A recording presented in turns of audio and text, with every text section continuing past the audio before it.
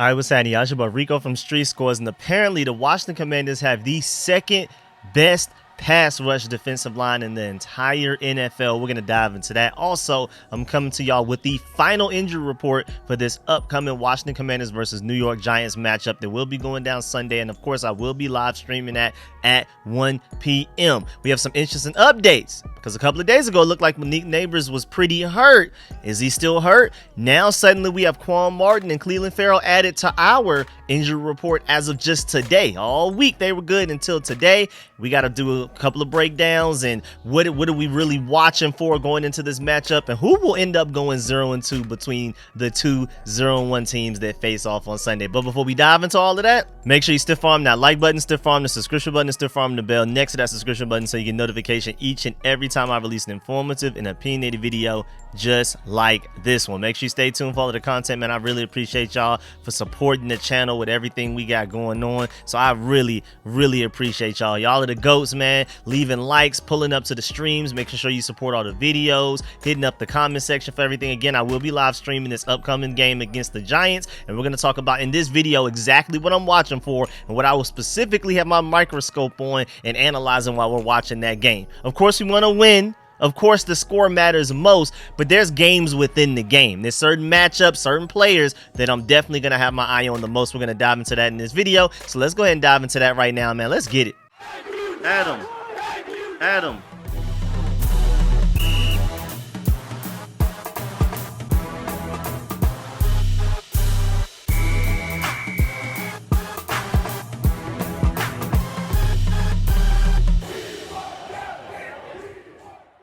All right, so according to Sharp Football Analysis, the top 5 defensive line with pass rush win rates in week 1 were the Chicago Bears, number 1, the Washington Commanders, number 2, then the Denver Broncos, then the Las Vegas Raiders, then the Cincinnati Bengals.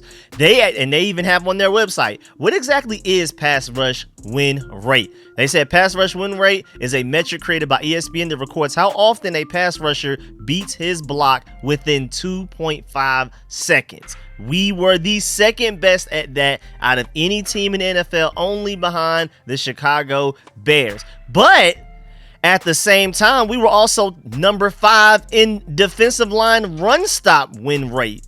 And we are the only defensive line out of the entire NFL that is in both of those categories top 5 in defensive line pass rush win rate and defensive line run stop win rate. We're the only defensive line out of the entire NFL that were top 5 in both. Again, we were number 2 with the pass rush. We were number 5 with the defensive line run stop. And they also define that too. What is run stop win rate? They said run stop win rate is a metric created by ESPN that records how often a run defender beats his blocker in the run game.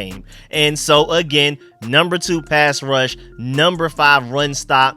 I mean, I feel like we got to give a lot of that credit to Dan Quinn and scheme and their what they did, because I refuse to believe that the moves we made this offseason. I love Dorrance Armstrong. I'm really excited about him being a potential franchise edge rusher for us and things like that. But I don't think that just the bodies and the guys that we brought in are just that much better than the guys we had last year. We still haven't even seen Johnny Newton hit the field yet. If we're second in pass rush win rate without Johnny Newton, imagine how deadly we're going to be if he plays this week or whenever he gets back, hopefully as soon as possible. But my point is, I love our defensive line talent, but it's not just drastically different from last year. And even if it is different, I mean, there's an argument to be had that maybe just pure talent wise, maybe it's not even necessarily better. We got to give Dan Quinn and Joe Wood Jr. and those guys credit for cooking up and allowing this defensive line to be that good, because Tristan Wirfs is no joke. That Tampa Bay Buccaneers O-line, I wouldn't say it's one of the best in the NFL, but it's definitely not one of the worst. And even Jamin Davis got in on the action and did a great job of beating a top tackle in Tristan Wirfs for a run stop in the backfield. Jamin Davis was playing lights out. Clelin Ferrell was the only one to get a sack, which takes me to my next point. Well, first of all, I did want to point out the fact that somehow both of the 2 top rookie quarterbacks drafted 1 and 2 overall somehow have the number 1 and number 2 defensive line pass rush win rates on their teams. Really random, completely coincidental, no correlation there, but I just thought it was interesting. But man, we gotta finish. And we have to. It's ridiculous that we had the second highest pass rush win rate and still only had 1 sack. Again, I mean, of course, credit to Baker Mayfield, like I've been saying all week, like I was saying live during the live stream when we were watching the game together. But we have to finish against Daniel Jones. You can't let Daniel Jones slip through your hands like you allow with Baker Mayfield. I'm pretty sure they really honed in on that throughout practice this week. I'm pretty sure they even came up with different drills to make sure that they honed in on this. And am I the only one that's like not surprised by that stat though? I mean, I didn't necessarily predict for us to be number 2, but I knew we had to be somewhere in the top 5 once those stats came out, because I told y'all while watching the game live during my stream that our D-line was whooping that Bucs O-line all game.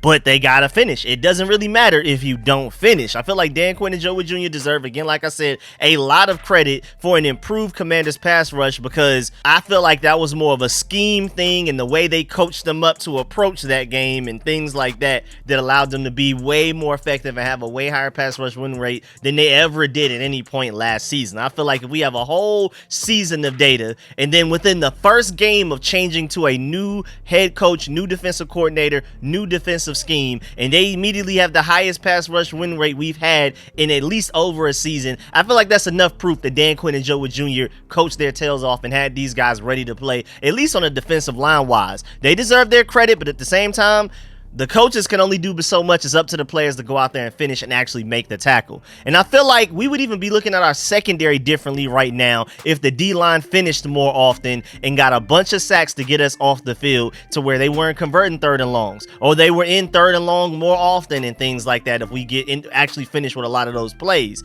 And also shouts out to Grant Paulson for this. He said this will be key on Sunday against the Giants front that has always had problems protecting Daniel Jones. Even though my Georgia dog, you know what I'm saying, Andrew Thomas, Pro Football Focus, felt like he was the best pass blocking tackle in the NFL last week. That's not the entire offensive line. They still have 4 other guys that tend to struggle to protect Daniel Jones. We have to take advantage of that. We have to. Grant Paulson goes on to say, went up front, get to Jones, and finish. Mayfield was slippery and avoided sacks. We cannot allow Daniel Jones to do that. Now, moving on to the injury report side of things. If you're looking on the screen right now, here is your injury report. And first of all, we can go ahead and get the Commander side out the way. Quan Martin and Clelin Ferrell popping up out of nowhere towards the very end of the week is concerning. It'd be different if they were, already hurt beginning of the week and, they were improving and getting better, getting healthier throughout the week. But it seems like they were good to go, no problems. And then suddenly on Friday, or maybe it happened on Thursday, but it wasn't reported or noticed until Friday, suddenly both of those guys are banged up for whatever reason. Because everybody else, if anything, improved. You had Tyler Owens, who was limited on Wednesday, full the rest of the way. Johnny Newton didn't even participate in practice on Wednesday, and he was limited for the rest of the week.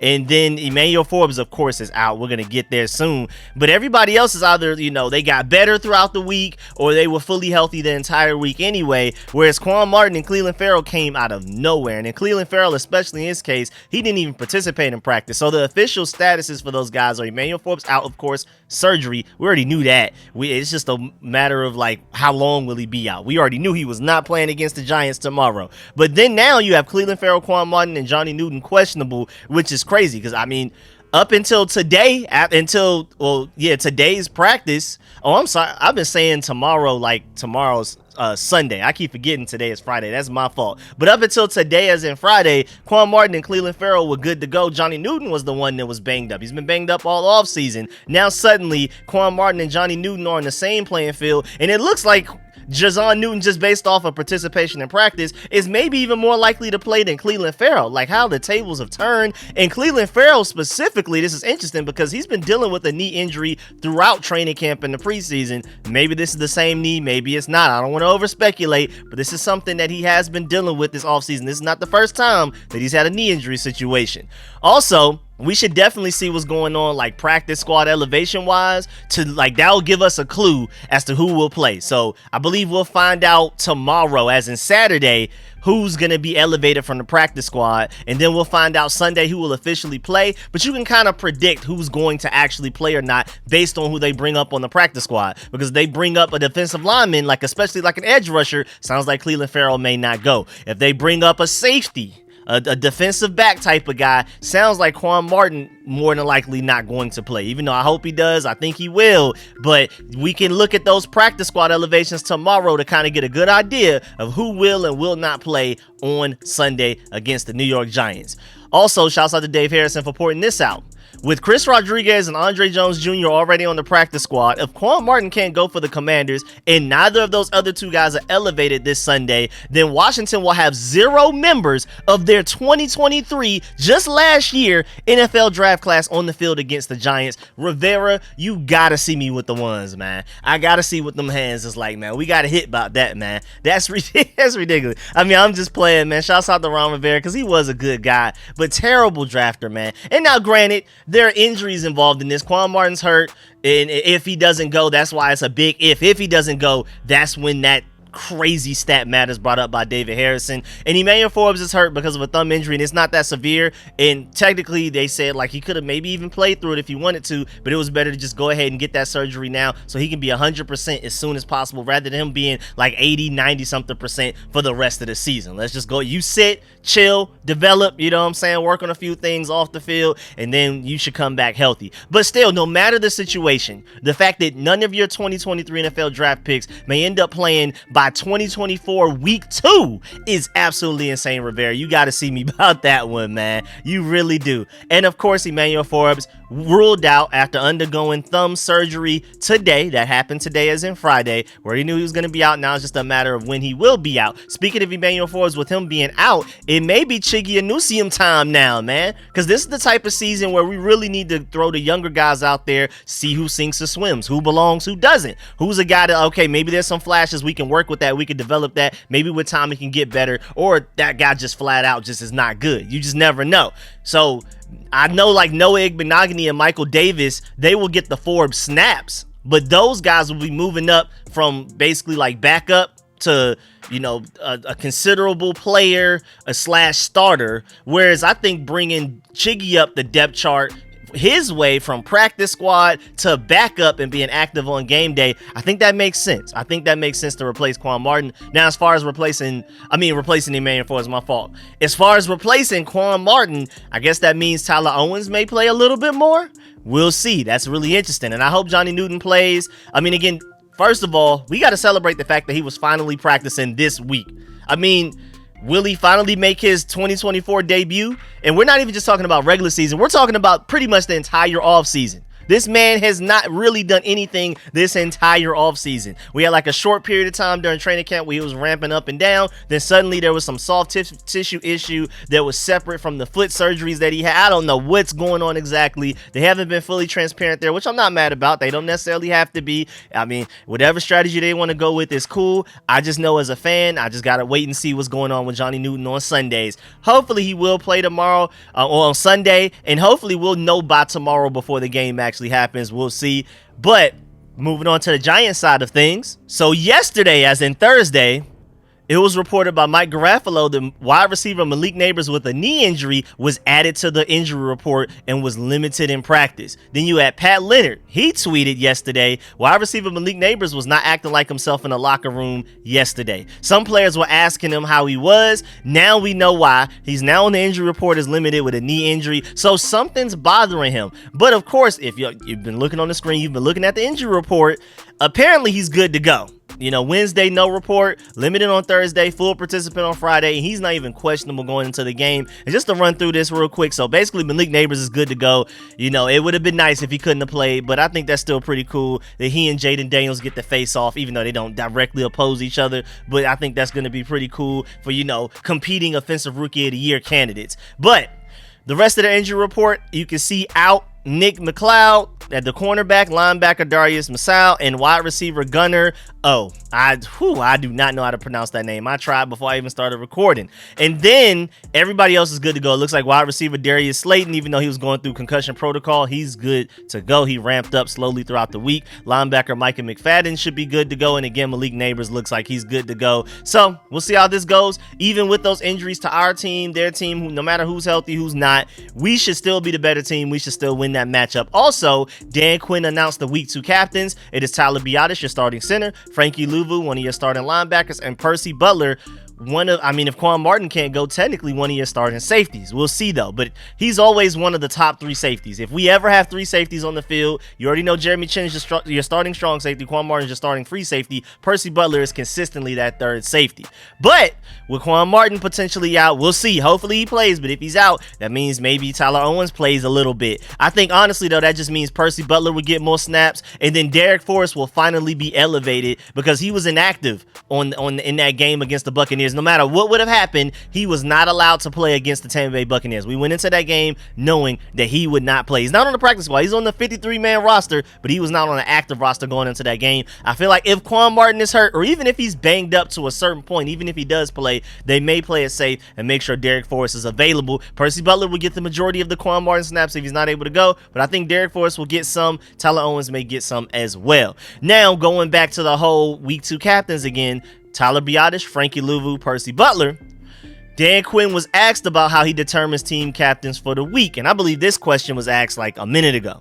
But he said it's very scientific, and he laughed, and he said, no, I'm just kidding with you. It's not scientific at all. Just trying to recognize some teammates and developing guys and leaders. Sometimes it might be a performance from a previous game. In this instance, I'm starting the season with new people to recognize and things to go. So for instance, a guy like Percy Butler. Okay, so this is from today or yesterday or something like that. A guy like Percy Butler and Frankie Louvu, there's such a direct response from the team, the impact they're having as teammates. And you may have heard me say this before, great teammates also make great teams. And so those 3 are ones that are that. And as we go further along, sometimes there could be a performance or an area, a team you used to be, all of those things lock in.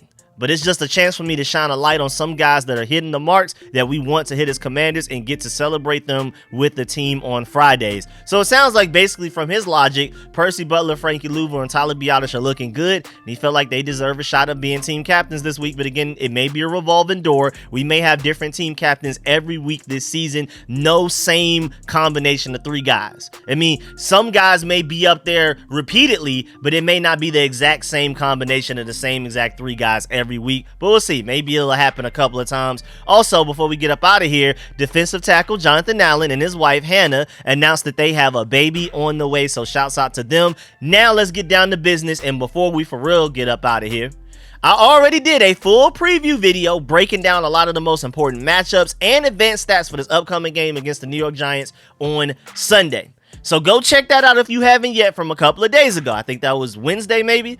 But for as far as what I'm watching for this game, like while I'm live streaming and what my eyes are on the most, of course, Jaden Daniels' improved passing ability and reading defenses and finding the open receivers. That's big time. Also, getting Terry McLaurin involved early and often. That's Cliff Kingsbury. That's Jaden Daniels. That's even Terry McLaurin himself. Maybe he needs to get open a little bit more. Number 3, Noah Brown and Luke McCaffrey taking over as definitive top 3 receivers for this team, man. Because as of right now, looking to the future, I'm predicting that there will be some sort of like a hierarchy of wide receiver for this team. I see it as Terry McLaurin, then Gap, then Noah Brown and Luke McCaffrey in a class of themselves, then Gap, and then everybody else in this receiver room. That's what I'm thinking is going to be.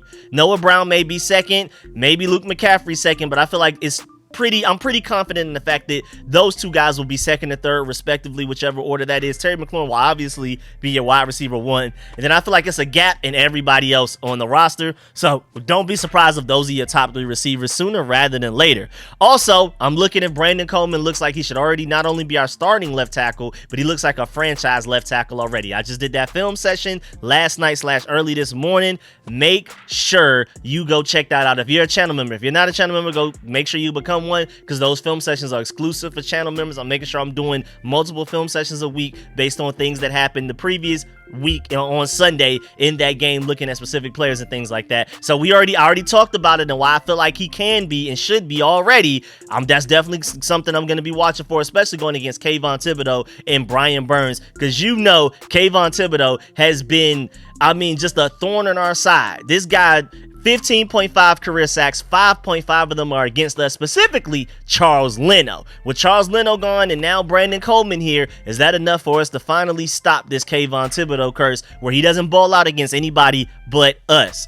And then also, Few more things. Of course, I want to see improved chemistry and communication from the secondary, because I don't feel like we're necessarily devoid of talent, like a severe devoid of talent like most of the fan base probably does. I feel like this exact same secondary can play way better once they start to mesh and gel together way better, especially when you actually look at the tape. Like, even a guy like Emmanuel Forbes wasn't as bad as it seemed. And then I also want to see Bobby Wagner and Frankie Louvu look like the dogs we signed them to be. I need them to step up. And then, of course, lastly, we need that D-line to finish. Second best pass rush win rate in the NFL. To only go out there and get 1 sack is insane. We need more than that against the Giants. We need at least 3 or 4 to really make sure we impact these guys and win this game. So when you pull up to my game day live stream, play-by-play analysis, all of that type of stuff on Sunday, just know that those are the main things I'm looking at and analyzing live on stream, just so you know what I'm really paying the most attention to. Of course, I want to win. The main goal is to put up more points than the other team, but if you're wondering which matchups, which players I'm looking at the most, it's specifically those things, and those will be the things I talk about in my game review video after the game. We're going to pretty much do like a checkup of who stepped up and lived up to the expectations and hopes that I have for them coming into those games, and those will be some of my major talking points. Jaden Daniels in the passing game. Who's stepping up as the number 2 and 3 receivers? I think it'll be Luke McCaffrey and Noah Brown,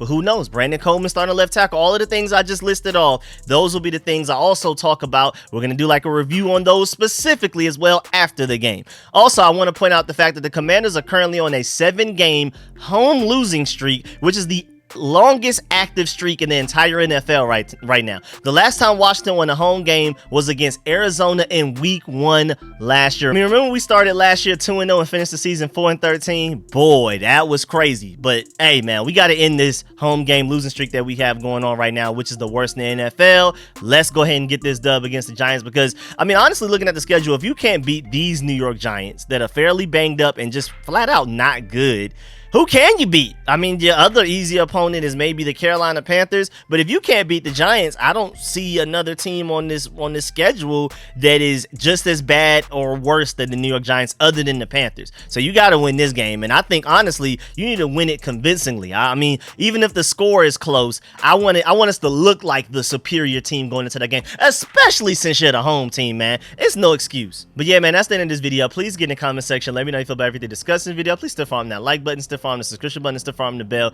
next to that subscription button so you get notification each and every time I release an informative and opinionated video just like this one. I really appreciate y'all. Make sure y'all stay tuned. Do not leave this video without leaving a like. Of course, let me know in the comment section how you feel about everything I discussed in this video, especially the part about us having the 2nd best pass rush win rate defensive line in the NFL and the 5th best run stop win rate defensive line in the NFL. Do we really have like a top 5, top 3 defensive line in the NFL right now? Let me know how you feel about that. I mean, hey, numbers don't lie, but of course it's only 1 week of sample size. So data can be skewed a little bit, you know what I'm saying? So let me know how you feel about all of that, and make sure you pull up to that live stream on Sunday. I got y'all. Really appreciate y'all. I'm gonna catch y'all later. I'm out.